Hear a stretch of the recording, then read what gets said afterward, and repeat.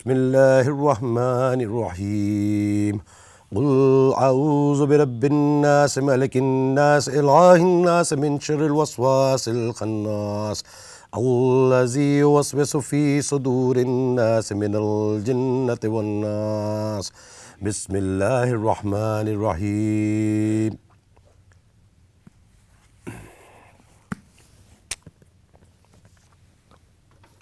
अल्लाहु अकबर।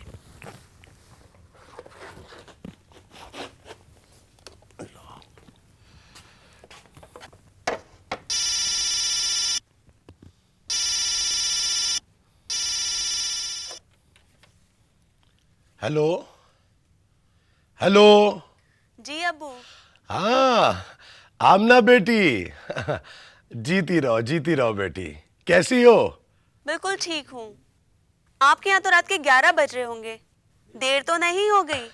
अरे नहीं बेटी, आपके छोटे भाई हसन मुश्ताक का इंतजार कर रहा हूँ। देर से घर आते हैं, वापसी पर टोका जाता है तो बड़े एतमाद के साथ जवाब देते हैं कि अब्बू रात के 10 बजे तो आपका शहर जागता है, आप सोने की बात करते हैं। अबू ठीक हो जाएगा इंशाल्लाह। हाँ वो अब्दुल्ला का दाखिला हो गया बेटा? यहाँ लंदन में स्कूलों के दाखिले में इतनी मुश्किलात पेश नहीं आती जैसे अपने मुल्क पाकिस्तान में है। अबू यहाँ तालीम को हर बच्चे का हक माना जाता है। काश हमारे मुल्क के सर सैयद भी ये समझने लगे बेटा कि तालीम तजारत नहीं है, ये तो उम्मुल किताब कुरान मजीद का सदका जारिया और नबूवत का 40वां हिस्सा है। आप ठीक है ना अबू? अल्लाह का शुक्र है बेटा। अच्छा अबू, मैं थोड़ी देर बाद फोन कर लूंगी। खुदा हाफिज। खुश रहो बेटी, खुश रहो।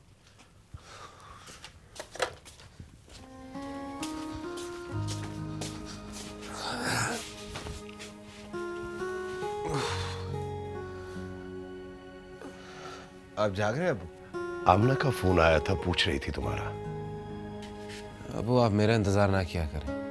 अगर तुम बताकर चले जाओ तो शायद मैं भी लेट जाऊं कि कहां जा रहे हो। चाबी मेरे पास भी तो है। मेरे या तुम्हारे पास चाबी होने या ना होने से क्या होता है? तुम्हारा मेरे पास होना जरूरी है बेटा।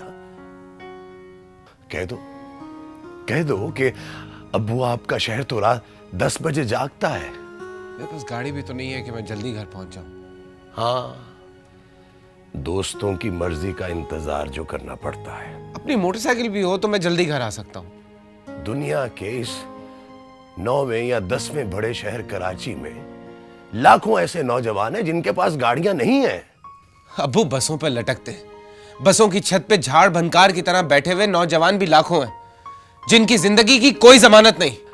अरे बेटा, जिंदगी की जमानत तो घर में बैठने या कीमती कारों में घूमने वालों की भी नहीं दी जा सकती। मेरे पास तो साइकिल भी नहीं थी, मगर तूने देखा मैं कभी घर देर से नहीं पहुंचा। जी हाँ, याद है मुझे। अम्मी कहा करती थी कि तुम्हारे अब्बू को बस में सफर करने की आदत हो गई है। मेरे दोस्तों को तो यकीन ही नहीं आता कि आप ठीक ठाक सरकारी पोजीशन पे काम करते रहे। अब्बू कुछ भी नहीं है आपके पास।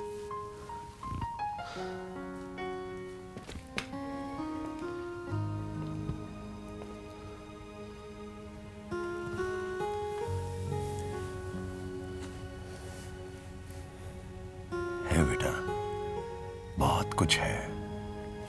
मसलन क्या? थोड़ा कम अकल ही सही, हसन जैसा बेटा तो है मेरे पास। आमना जैसी समझदार शाइस्ता बेटी तो है मेरे पास। तो बेटे को भी तो कुछ चाहिए ना। मिल जाएगा बेटा, सब कुछ मिल जाएगा। चला उठ, कुछ खा ले। मैंने तेरी पसंद का सालन पकाया है। चला अबू वो आना, चला कुछ खा ले।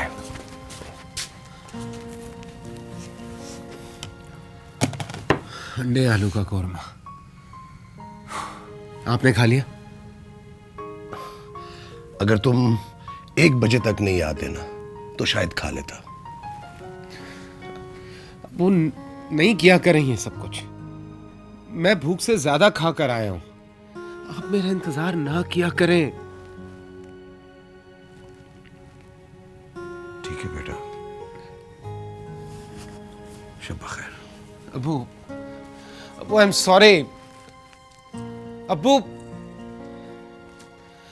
अबू, मेरी सोच, मेरी दुनिया, हर बात मुख्तलिफ है अबू।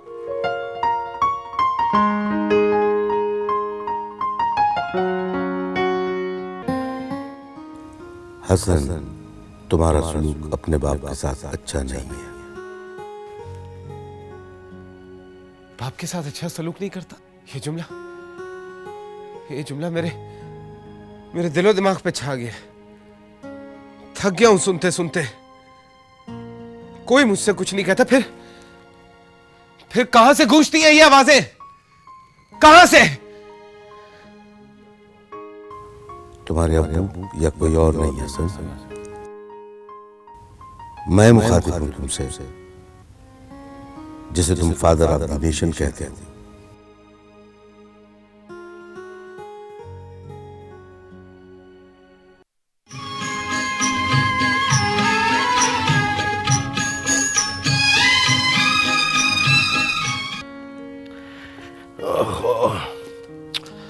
अरे यहाँ किसने रख दिया भाई?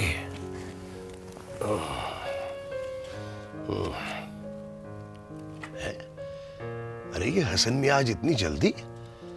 अल्लाह खैर करे।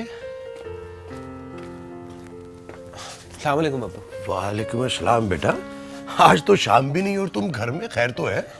बस ऐसे ही जल्दी आ गया आज। ये छोड़ दो बेटा, मैं रखता हूँ। मुझे डब्बों में चीजें भी तो रखनी है ना। अरे अब्बू, कौन सा डब्बा किस चीज का, मैं देख लूंगा। बेटा, खाना पकाने वाले को पता होना चाहिए कि किस डब्बे और किस मर्तबान में क्या क्या पड़ा है। वैसे ये आज तुम जल्दी कैसे आ गए हो? बस ऐसे अब्बू, थोड़ा सा दिल घबरा रहा था। बेटा, डॉक्टर अमजद की क्लिनिक ले चलो तुम्हें। तुम अपना ख्याल भी तो नहीं रखते हो ना। नहीं नहीं, वैसे मैं बिल्कुल ठीक हूँ। डॉक्टर को घर बुला लेता हूँ मैं। अब्बू प्लीज। देखो देखो, अब मेरा दिल घबरा रहा है। अब्बू मैं बिल्कुल ठीक हूँ। अच्छा, मैं सामान रख के आता हूँ।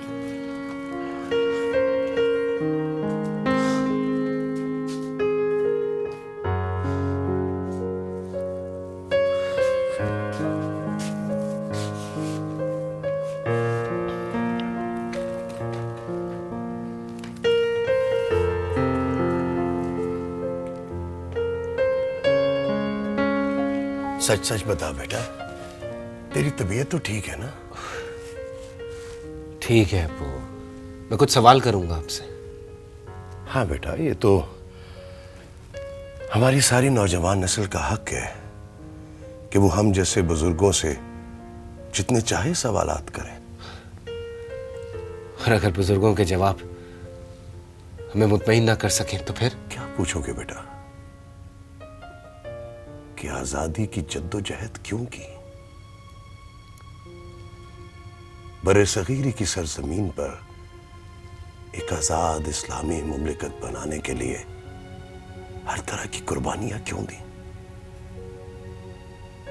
लाखों मुसलमान जो 1100-1200 बरस से हिंदुस्तान में आबाद थे, वो तर्के वतन पर क्यों मजबूर हुए? और अब अगर आजाद मुल्क में आजाद शहरी की तरह इज्जत व वकार एक अलहदा कौम की पहचान भी मिली हुई है, तो फिर मुझ जैसे नौजवान अपनी पहचान अपने मुल्क में बनाने की बजाय अमेरिका और यूरोप की शहरियत हासिल करना क्यों चाहते हैं? ठीक कहते हो बेटा। और आप जैसे बुजुर्ग भी ये क्यों चाहते हैं कि उनके बच्चे भी पाकिस्तान की बजाय बाहर जाके पढ़े और वहीं रहे? लेकिन बेटा, मैंने तो कभी ऐसा नहीं सोचा। निज़ाम तालीम, जिनका उसूल हर पाकिस्तानी बड़े और बच्चे के लिए आसानतर होना चाहिए, उसकी कीमत सोने और जवाहरात से ज्यादा, और वो भी नाकस। जीते रहो बेटा, जीते रहो। और तालीम भी ऐसी जो ना एतमाद पैदा करती है, ना तहजीब और अदब सिखाती है, ना बेहतरीन समाजी और सकाफती इक्तदार का शऊर पैदा करती है, ना अपनी पहचान बनाती और ना ही इल्म और वतन से मोहब्बत पैदा करती। शाबाश बेटा, शाबाश। अबू, मुझे और मेरे जैसे लाखों नौजवानों को पता है कि पाकिस्तान की आती जाती हुकूमतों की नाकामी, सियासी, समाजी और मजहबी रहनुमाओं की खुदपरस्ती और लालच ने माशरे को खोखला कर दिया। मुझे अंदाजा नहीं था बेटा कि तुम इस तरह की बातें भी कर सकते हो। कोई अच्छा उस्ताद मिल गया। अब हमारे पास इतना वक्त नहीं है इस माशरे के बदल जाने का इंतजार करें। हम अपनी जमीन छोड़ के इसीलिए राह फरार इख्तियार कर रहे हैं। शाबाश बेटा, शाबाश। अबू, आपने जो बातें सुनी है ये मेरे मुल्क के डबल स्टैंडर्ड रखने वाले उन लीडरों और सियासतदानों की हैं जो इलेक्शन जीतने या आम आदमी के वोट लूटने के लिए किया करते हैं। मैं तो सिर्फ एक बात जानता हूं कि जमीन से वफादारी का अजाब 15 करोड़ झेले और 15 लाख साहिब इक्तदार ऐशो इशरत के मजे लूटे। आप भी सुन लें, फादर ऑफ द नेशन। तस्वीर को क्या सुना रहा है बेटा? दिल तो तुमने मेरा दुखाया है, उस बाप का जो इस मुल्क के हवाले से लम्हा लम्हा तुम जैसे बेटे की इज्जत और आबरूमंदी की दुआएं मांग रहा है। अबू, आप मुझे इस घर से निकाल दीजिए जिसकी एक एक ईंट पर आपकी पाकिस्तान से मोहब्बत और वफादारी की मोहरें लगी हैं। ओह,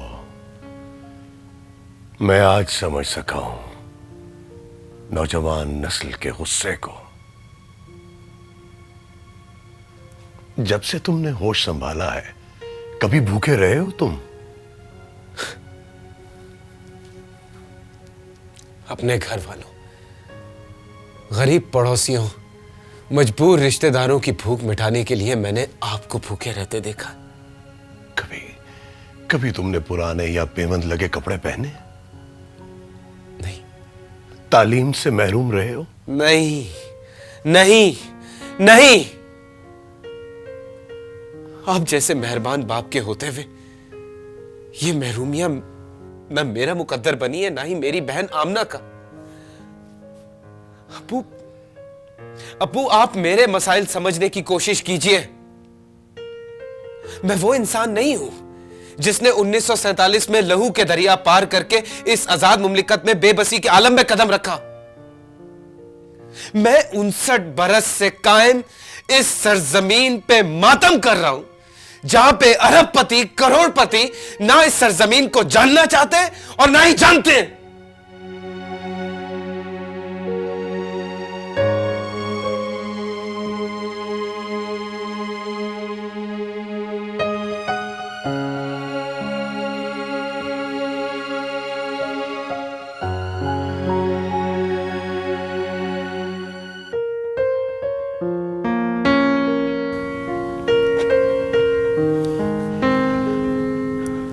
कुछ खाओगे?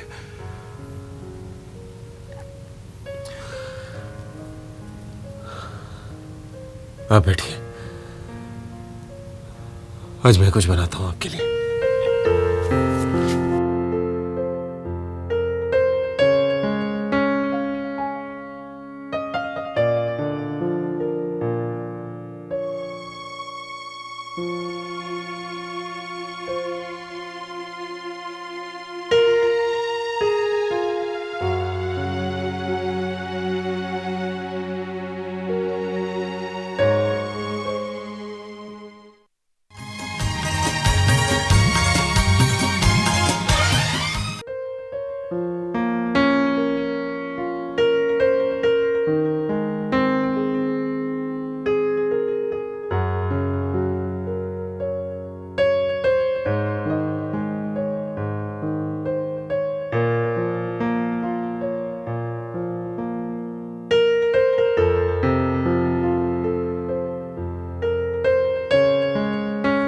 एक बात सुनो, जी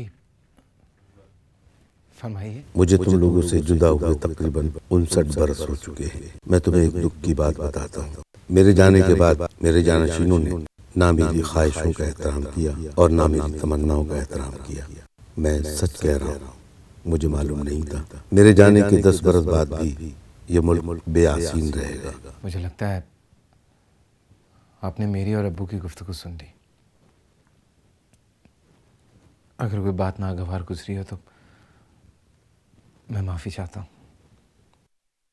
अगर तुम्हारी कोई बात नागवार गुजरती तो मैं तुमसे बात नहीं करता। मैं अब्बू को उन सियासतदानों के बारे में बता रहा था जिन्होंने मेरी पाकसर जमीन को लूटा। मैंने कौम की दौलत में से एक पैसा भी अपनी जात पर खर्च नहीं किया। अल्लाह ने मुझे बहुत दिया था, इज्जत, दौलत, शोहरत, मगर जब ठान लिया कि पाकिस्तान को तो बनना है तो हर चीज मेरे लिए अजनबी बन गई। मैंने सिर्फ मेहनत को अपनाया। इक़्तिदार की कुर्सी मेरे लिए बिल्कुल ऐसी थी जिस तरह की कुर्सी पर तुम बैठे हुए हो। तुमने कभी गौर किया ये मामूली कुर्सी बरसों से मुश्ताक अफजल के घर में है, मगर ये कभी नहीं टूटी, इसलिए कि ये एक ईमानदार की कुर्सी है। हर सरकारी अफसर का घर मुश्ताक अफजल के घर की तरह होता तो यहाँ का नक्शा ही बदला होता। मुझे तुम्हारे घर से मोहब्बत है हसन। इस घर में क्या है कायद? जब तुम मुझे कायद कहते हो मुझे बहुत अच्छा लगता है, वरना तुम्हारी उम्र के नौजवान तो मुझे जिन्ना के नाम से जानते हैं, वो भी अंग्रेजी की एक फिल्म बनने के बाद। आपको मुश्ताक अफजल के घर से मोहब्बत है? कितने घर हैं जिनमें मेरी तस्वीर लगी हुई है। हाँ, कई घरों में मेरी तस्वीरें हैं जिनमें इनके घर वालों के साथ मैं खड़ा हूँ, मगर उन तस्वीरों का ताल्लुक मुझसे अकीदत या मुझसे मोहब्बत नहीं, सिर्फ अपनी इज्जत बढ़ाने के लिए कि कायद हमारे बहुत करीबी दोस्त थे। तुमने कितनी मर्तबा कहा अब्बू ये तस्वीर यहाँ से हटा दे, ये घर है, कोई सरकारी दफ्तर नहीं। काश मेरी तस्वीरें सरकारी दफ्तरों के बजाय मुश्ताक अफजल जैसे सरकारी अफसरों के घरों में लगी रहती। घर की हालत देखते हुए आपकी तस्वीर बहुत बड़ी थी। मुझे सिर्फ इस बात पे एतराज था। तुम्हारा घर बहुत बड़ा है, तुमने पूरी तरह नहीं देखा। जाओ अब सो जाओ।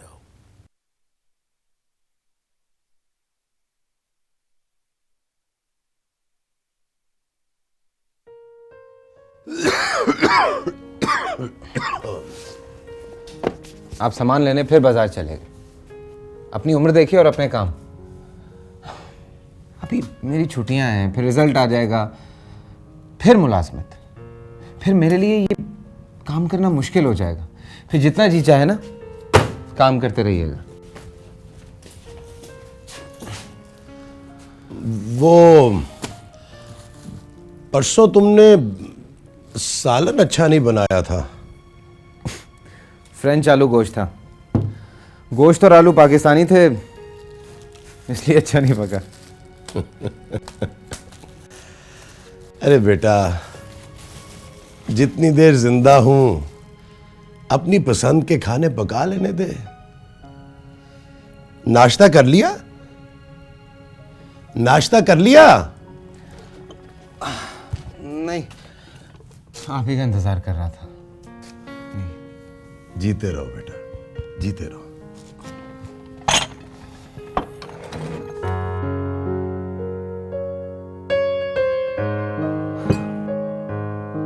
आज तक किसी ने आपकी तारीफ नहीं की, ना आपके दोस्तों ने, ना आपके रिश्तेदारों ने। कभी कभी अम्मा किया करती थी, वो भी तानों के साथ। बेटे, मुश्ताक अफजल ईमानदार है, इसलिए मोटरसाइकिल के ख्वाब देखना छोड़ दे।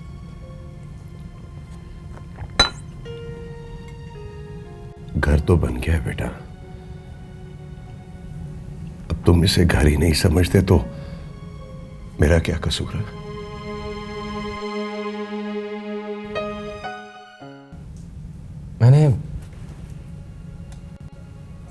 मैंने आज तक इस घर को गौर से नहीं देखा था।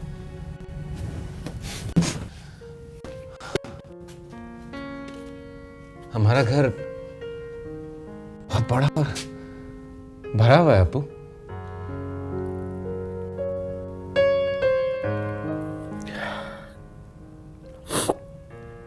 मगर कल तक तो तुम कहते थे बेटा कि ये सलाखों वाली खिड़कियां निकाल दे।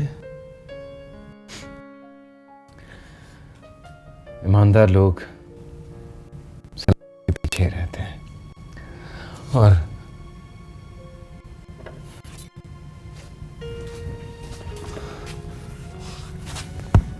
आज तक मैंने आपकी आंखों में आंसू नहीं देखे थे। आज तक तुमने मेरे साथ बैठकर नाश्ता भी तो नहीं किया था।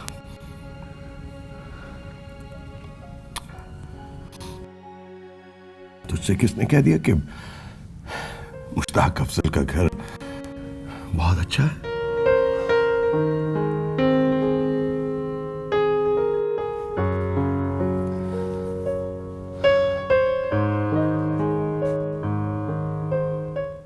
एक ऐसे इंसान ने जिसका एहसान हम कयामत तक नहीं उतार सकते। तानिया के अब्बा ने कहा होगा। तानिया के अब्बा ने हम पर कौन सा एहसान किया है अप्पू? जो किताबें तुम खरीद नहीं सकते बेटा, वो तानिया के घर जाके पढ़ तो लेते हो ना। नहीं। तो फिर किसने कहा है? मेरे दिल ने कहा है।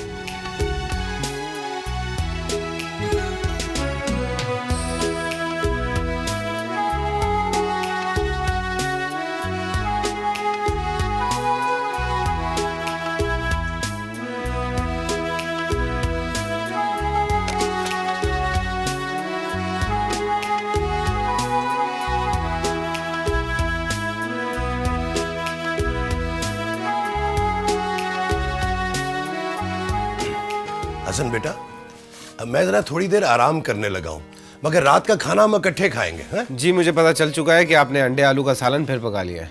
हाँ। लेकिन अबू आज सालन मैं अपनी प्लेट में खुद ही निकालूंगा। क्यों? या तो आपकी नजर कमजोर हो गई या फिर आप बहुत होशियार हो गए। मैं समझा नहीं बेटा। पिछली मर्तबा आपने मेरी प्लेट में 2 आलू डाल दिए थे और अपनी प्लेट में 2 अंडे। तो तूने मुझे बताया क्यों नहीं? मैंने कहा जब आप दूसरा अंडा खाएंगे तो शायद आपको एहसास हो जाए, शायद। अच्छा चल, इस दफा दोनों आलू मैं खा लूंगा। ऐसा नहीं हो सकता, मैं अपनी प्लेट में सालन खुद ही निकालूंगा। अब प्लीज जाके सो जाइए। मेरा ख्याल है कि इस शहना का नंबर बदलवाना पड़ेगा।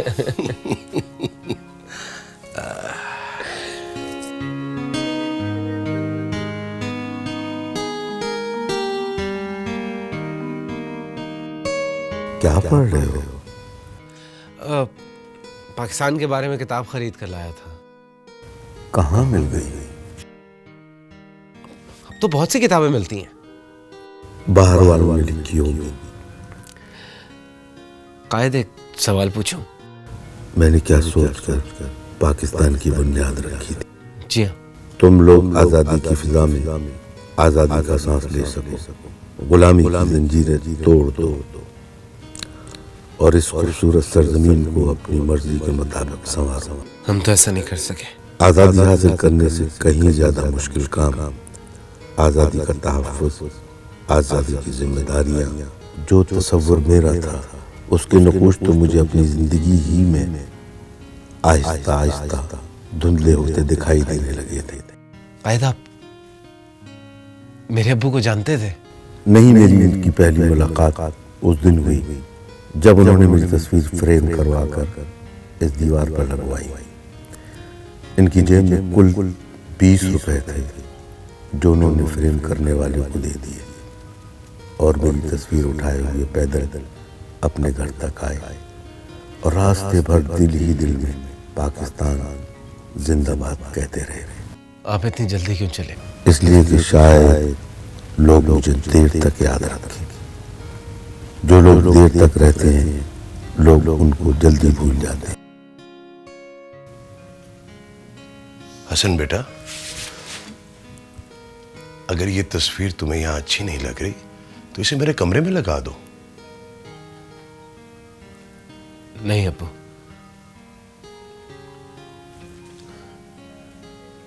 ये तस्वीर मेरी तालीम है, मेरी तंजीम है, मेरा माजी है, मेरा हाल है, मेरा मुस्तकबिल है। इसे मजबूती से लगाया है ना।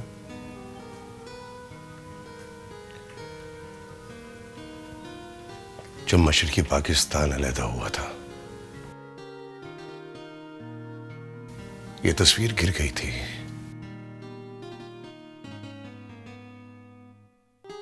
इसका फ्रेम टूट गया था।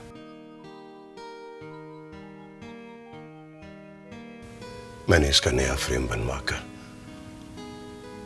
इसे 4 कीलों से टांग दिया है। 4 सूबे रह गए थे,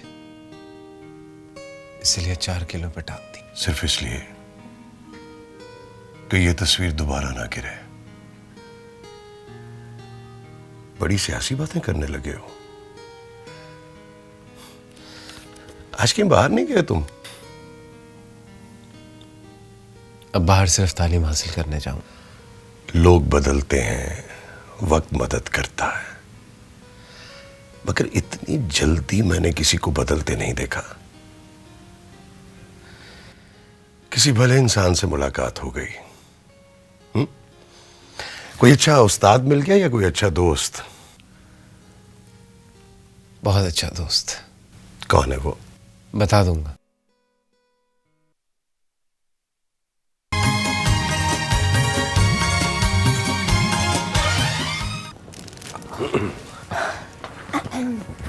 अस्सलाम वालेकुम। वालेकुम अस्सलाम। अबू, ये है तानिया। जीती रहो बेटी, जीती रहो। तुम्हारा जिक्र तो अक्सर होता था इस घर में, लेकिन मुलाकात आज पहली मर्तबा हो रही है। हसन ने इससे पहले कभी बुलाया ही नहीं। आपको बहुत मुबारक हो अंकल, हसन के सबसे अच्छे नंबर आए हैं। हसन बता रहा था बेटा कि तुम भी बहुत अच्छे नंबरों से कामयाब हुई हो। बैठो ना बेटा, बैठो बैठो बैठो। अब मैं भी आया हूँ। जी।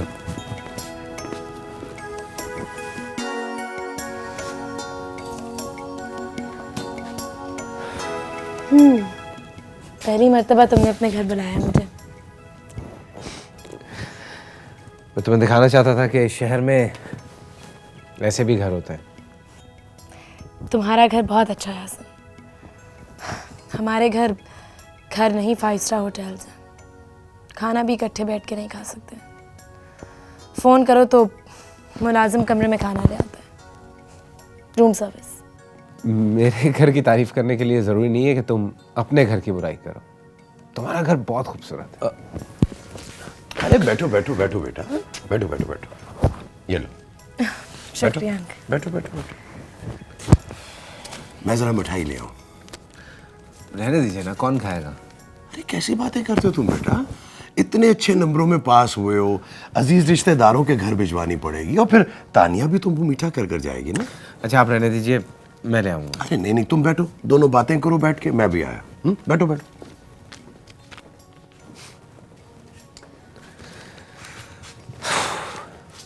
लिफाफे में क्या है? पैसे हैं। कितने? 500 रुपए। ग्रेट बेटा हसन, बाप सखी हसन। 500 रुपए दे दिए। मेरी डैडी ने तो कुछ भी नहीं दिया, और मम्मी सो रही थी। तुम्हें पता है हसन, ये तोहफा मेरे लिए लाखों रुपए के बराबर है। अच्छा एक बात तो बताओ, तुम्हारे वालिद क्या मुस्लिम लीग में है? नहीं। तो फिर जिन्ना साहब की तस्वीर ड्राइंग रूम में क्यों टांगी हुई है? अव्वल ये कि ये ड्राइंग रूम नहीं है, एक कमरा है जहाँ हम लोग बैठते हैं। और ये जिना नहीं, ये तस्वीर कायद की है। एक ही बात है नहीं हसन। नहीं, एक बात नहीं है, बहुत फ़र्क है, बहुत फ़र्क है। अबू दरअसल सबसे ज़्यादा पाकिस्तान से मोहब्बत करते हैं, और जिस इंसान ने हमें ये सरजमीन दिलवाई है उसको सबसे ज़्यादा मोहतरम और मोतबर समझते हैं। सच सच बताओ, ट्यूशन किससे ले रहे हो आजकल? क्या मतलब? भाई मतलब ये कि इससे पहले तो मेरे सबसे अच्छे मार्क्स आते थे, और फाइनल्स में तुमने सबको मीलों पीछे छोड़ दिया। अरे खुद पढ़ रहा हूँ। और लो भी बेटा, मिठाई लेके आ गया मैं। ये एक डब्बा क्या पूरे खानदान में तकसीम करेंगे? अरे नहीं बेटा, चौधरी साहब को ऑर्डर दे आया हूँ, शाम में जाके ले आऊंगा। ये तो अभी मैं तानिया के खाने के लिए लेके आया हूँ। अब्बू, प्लेटें वगैरह लाने की जरूरत नहीं है, ऐसे ही। ठहरो ना।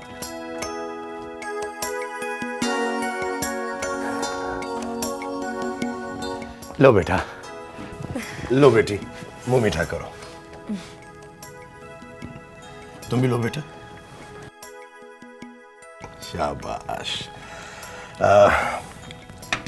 ये लो भी, मैं भी मुंह मीठा कर लूं। मैं जरा तुम्हारी अम्मा को बताकर अभी आया। अब्बू, शायद हम लोग कॉफी के लिए बाहर चले जाएं। हाँ हाँ बेटा, जहां तुम्हारा दिल है चले जाओ, मगर घर की चाबी याद से ले जाना है मेरे पास। हाँ हाँ ठीक है।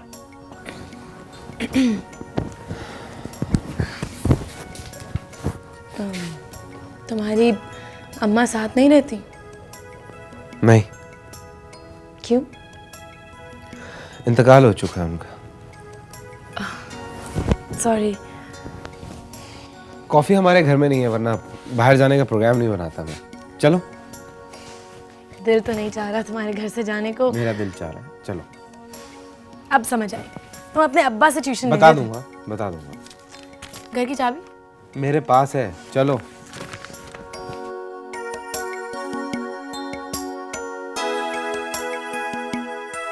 ताला तो है ही नहीं।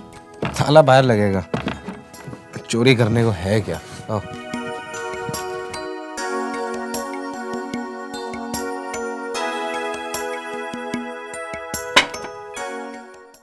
मुबारक, बहुत अच्छे नंबरों से पास हो गए। शुक्रिया कायद। मेहनत, लगन, ईमानदारी रंग लाई। आपने कहा था आप 23 मार्च के बारे में बताएंगे। जिस तरह आज के दिन तुम एक नई जिंदगी का ख्वाब देख रहे हो, पढ़ना तो अभी बाकी है, तालीम कभी खत्म नहीं होती। अब नए रास्ते तलाश करोगे ताकि तुम्हारी जिंदगी इत्मीनान से गुजरे। 23 मार्च के दिन हमने एक नई जिंदगी का ख्वाब देखा था। अपनी कौमी शख्सियत की बका और तरक्की के लिए एक नया रास्ता तलाश कर लिया था। अपनी जिंदगी को, अपने इरादों को अपनी ख्वाहिशों के मुताबिक संवारने का आज़म किया था। मैं अपने साथियों को सलाम करता हूँ। तुम लोग भी 23 मार्च के दिन इन लोगों पर जरूर फूल निछावर किया करो जिन लोगों ने अपना सब कुछ आज़ादी की राह में कुर्बान किया और एक ख्वाहिश को हकीकत बना दिया, जो 23 मार्च 1940 को हमारे दिलों में उभरी थी। लाहौर जो पाकिस्तान का दिल है, इस शहर में जो ऐदो पैमा किए गए वो सब के सब निभाए। तो आपने क्या कहा था? लाहौर जो पाकिस्तान का दिल है, इस शहर में जो ऐदो पैमा किए गए वो सब के सब निभाए। पाकिस्तान एक जमहूरी और फलाई रियासत होगा जिसमें तमाम बाशिंदों को बिला तमीज मजहब व मिल्लत और नस्ल व ज़ुबान मसावी हुकूक हासिल होंगे। आज़ादी तहरीर का हक, आज़ादी तकरीर का हक, तालीम का हक, रोजगार का हक। आपको अंदाजा नहीं था कि आपके बाद बहुत से लोग इन हुकूक को नाजायज तौर पे इस्तेमाल करेंगे। सारी दुनिया में बदनाम करके रख दिया इन लोगों ने हमें। हमारा क्या कसूर है? मैं कब कह रहा हूं कि तुम लोगों का कसूर है? तुम लोगों को यह हक कभी मिले ही नहीं। क्यों नहीं मिले? हुकूक जब मिलते हैं जिस वक्त जमहूरी रिवायतों को फलने फूलने का मौका मिलता है। जब से मैंने होश संभाला है, वही चेहरे बरसरे इक्तदार देखे सिर्फ अपने फायदे के लिए सियासी जमातें बदल लेते हैं। किसी भी हुकूमत ने कोई ऐसा काम नहीं किया जिसे याद रखा जाए। आपके बाद कोई अच्छा लीडर क्यों नहीं आया? ये तुम लोगों की बदकिस्मती है। कोई निजाम हुकूमत पायदार नहीं हो सका। वही निजाम हुकूमत पायदार होता है जो जमहूर की राय और मर्जी से बनाया जाए और जमबूर की राय मालूम करने के लिए उन्हें इजहार ख्याल का मौका दिया जाए। आपने कहा हम बदकिस्मत हैं। और क्या कह सकता हूँ, खुद गर्ज सियासी लीडरों से तुम्हारा वास्ता पड़ा है जो सब के सब मौका परस्त निकले। 23 मार्च वतन से तजदीद मोहब्बत का दिन है। मुझे उम्मीद है तुम्हें स्कॉलरशिप भी मिल जाएगा। जरूर जाना और फिर वापस आकर इस सरजमीन की खिदमत करना। इंशाल्लाह।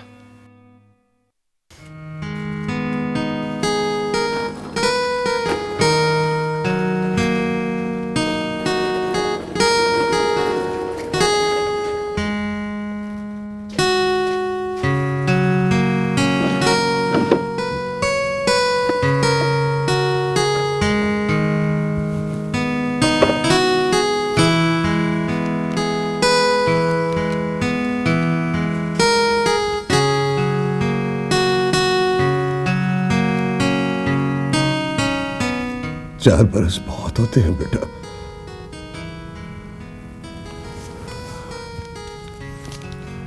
मेरे लिए तो बहुत है।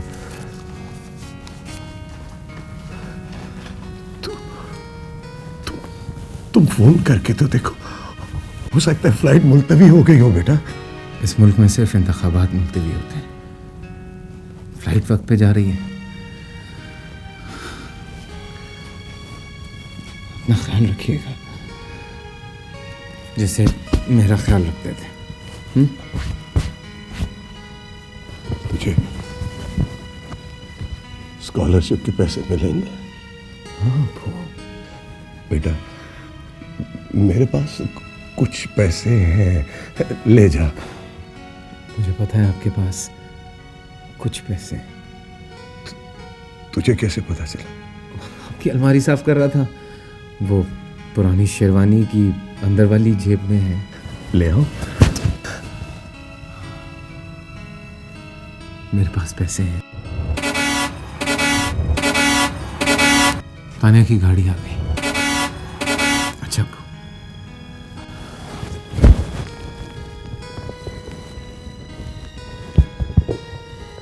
लाने के बाद बेटा, लाने के बाद।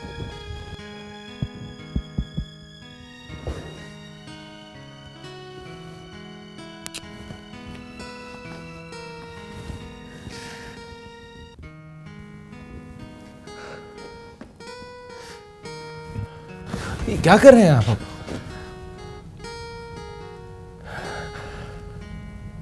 हसन अफजल का सूटकेस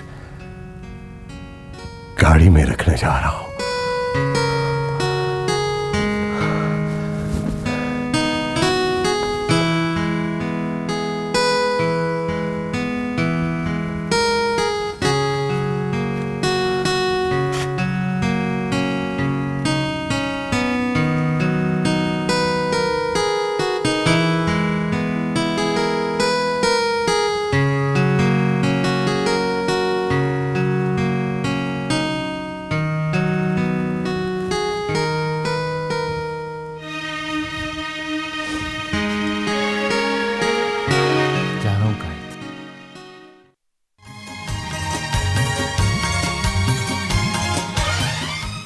हसन बेटा, अरे तो तूने मुझे बताया क्यों नहीं कि तू आ रहा है? बिला वजह, वरना आप एयरपोर्ट पहुंच जाते। देखो परसों तानी आई, उसने भी मुझे नहीं बताया कि तुम आ रहे हो। कसम से मैंने किसी को कुछ नहीं बताया था, और 4 साल में आप में बिल्कुल कोई फर्क नहीं पड़ा। तो बाप किसका हुआ है? तेरे में भी तो कोई फर्क नहीं पड़ा माशाल्लाह, वैसे का वैसा ही है।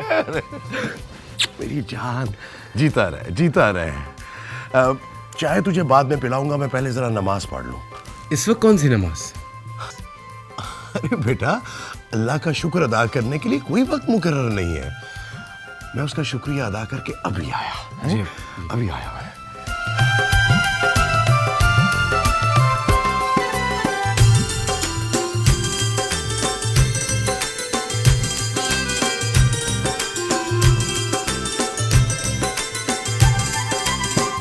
आज 14 अगस्त है, आज़ादी का दिन।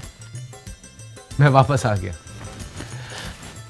आपने कहा था ना कि ईमानदारी और सच का दामन कभी मत छोड़ना, तो सच मैंने किसी का दामन नहीं छोड़ा। मुझे वहां पे बहुत अच्छी मुलाजमत मिल सकती थी, मगर आपसे वादा करके गया था वापस आऊंगा, वापस आ गया। आपकी एक छोटी सी तस्वीर भी थी मेरे साथ, अपने साथ लेकर गया था, मगर इस कदर कामों में मशगूल रहा कि हमें आपस में बात करने का मौका ही नहीं मिला, क्योंकि आप ही ने कहा था काम काम काम और सिर्फ काम। आप जानते हैं कि 4 वर्ष पाकिस्तान से दूर मुझ पर सख्त नागवार गुजरे, मगर आपके बताए हुए उसूलों पर अमल करता रहा। कई वक्त बड़े कड़े गुजरे, मगर वापसी के एहसास ने उस अजियत को भुला दिया। मेरे लिए यही एहसास बहुत था कि पाकिस्तान जाना है, कुछ करना है। मैंने कुछ हासिल करने के लिए हर तरह के नाखुशगवार हालात बर्दाश्त किए, क्योंकि आपने कहा था हालात कैसे भी हों घबराना मत। पाकिस्तान के बारे में अच्छी खबरें नहीं आती थी, लेकिन मैं एक एक से लड़ता था। यही कहता था कि मेरे कायद का मुल्क है, इकबाल का ख्वाब है। तस्वीरें बातें नहीं करती बेटा, सिर्फ कायद की है। अगर आप इजाजत दें तो मैं थोड़ी देर में वापस आता हूँ। कहाँ जा रहे हो बेटा? अबू, एक कर्ज उतारना है। ठीक है बेटा, जाओ।